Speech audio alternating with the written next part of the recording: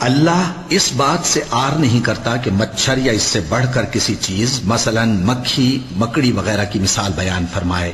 اب جو مومن ہیں وہ یقین کرتے ہیں کہ وہ ان کے پروردگار کی طرف سے سچ ہے، اور جو کافر ہیں وہ کہتے ہیں کہ اس مثال سے اللہ کی مراد ہی کیا ہے۔ اس سے اللہ بہتوں کو گمراہ کرتا ہے اور بہتوں کو ہدایت بخشتا ہے، اور گمراہ بھی کرتا ہے تو نافرمانوں ہی کو، جو اللہ کے اقرار کو مضبوط کرنے کے بعد توڑ دیتے ہیں، اور جس چیز یعنی رشتہ قرابت کے جوڑے رکھنے کا اللہ نے حکم دیا ہے اس کو قطع کیے ڈالتے ہیں اور زمین میں خرابی کرتے ہیں۔ یہی لوگ نقصان اٹھانے والے ہیں۔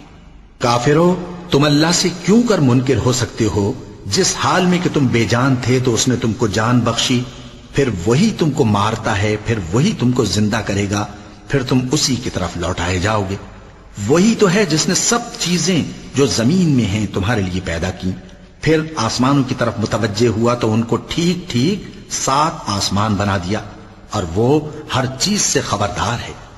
اور وہ وقت یاد کرنے کے قابل ہے جب تمہارے پروردگار نے فرشتوں سے فرمایا کہ میں زمین میں اپنا نائب بنانے والا ہوں۔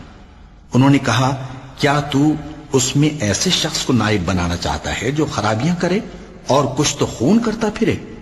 اور ہم تیری تعریف کے ساتھ تسبیح و تقدیس کرتے رہتے ہیں۔ فرمایا، میں وہ باتیں جانتا ہوں جو تم نہیں جانتے۔